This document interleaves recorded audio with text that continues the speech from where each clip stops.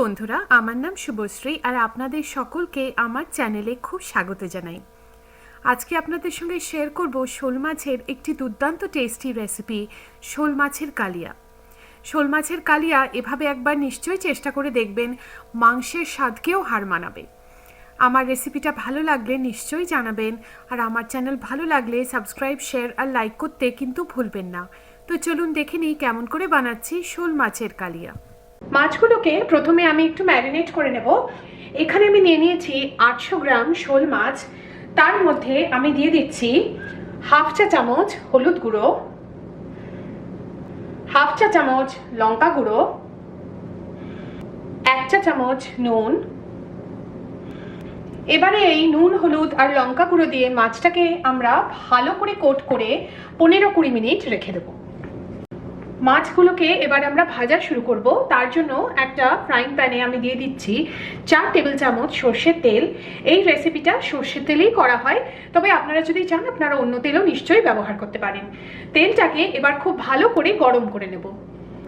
তেলটা গরম হয়ে গেছে, এবারে এর মধ্যে আমি আস্তে আস্তে ম্যারিনেট করা মাছগুলো দিয়ে দিচ্ছি। মাছগুলোকে মিডিয়াম ফ্লেমে এবারে আমি ভেজে নেব। খুব বেশিক্ষণ ভাজার দরকার নেই, টোটাল 5-6 মিনিট ভাজলেই হবে।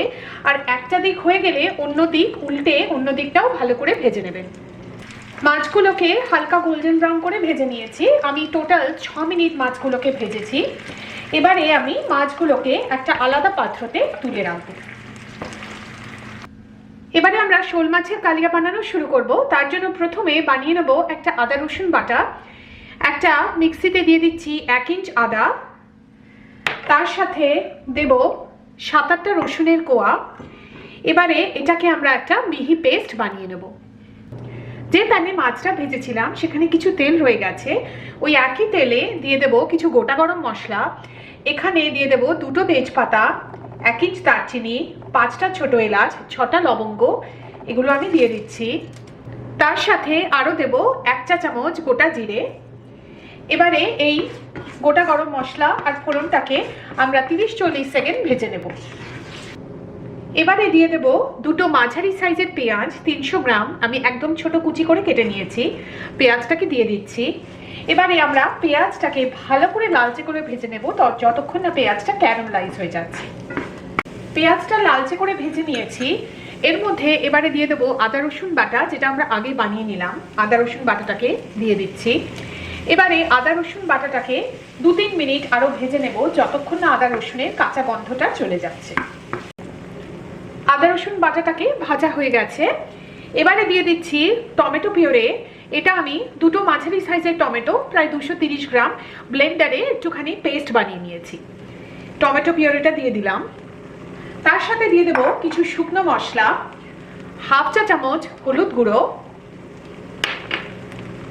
1.5 চা চামচ লঙ্কা গুঁড়ো, আপনারা অ্যাডজাস্ট করতে পারেন আপনাদের ঝালের প্রেফারেন্স অনুযায়ী, হাফ চা চামচ জিরে গুঁড়ো, আর দিচ্ছি 1.5 চা চামচ ধনে গুঁড়ো। এই শুকনো মশলাগুলোকে এই টমেটো আর বাকি পেঁয়াজ আদা রসুনের সাথে ভালো করে 1-2 মিনিটের জন্য একটু ভেজে নেব। এর মধ্যে এবারে দিয়ে দিচ্ছি কিছু নুন স্বাদ মতো।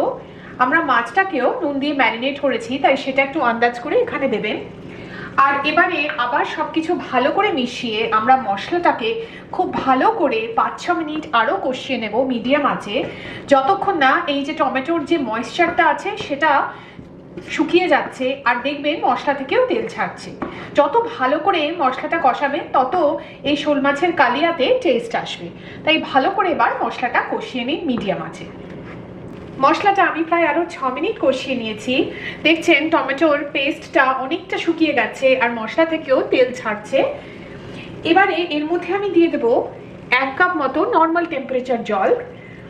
এই রেসিপিটাতে বেশি গ্রেভি থাকে না, মাখা মাখা হয়, তাই জন্য আমি 1 কাপ জলই দিলাম।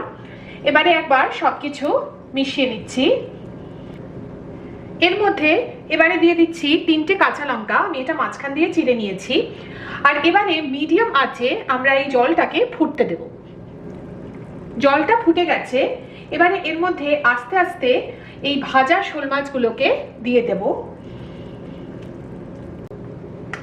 এবারে হালকা করে শোল মাছগুলোকে এই মশলার মধ্যে একটু ওলট পালট করে দিন, যাতে শোল মাছের দুদিকটাই মশলাটা ভালো করে লেগে যায়। তাই আস্তে করে মাছগুলোকে একটু ওলট পালট করে দিন। এবারে একটা ঢাকা দিয়ে মিডিয়াম থেকে মিডিয়াম লো আছে আমরা এই মাছটাকে আরো 3-4 মিনিট রান্না হতে দেব।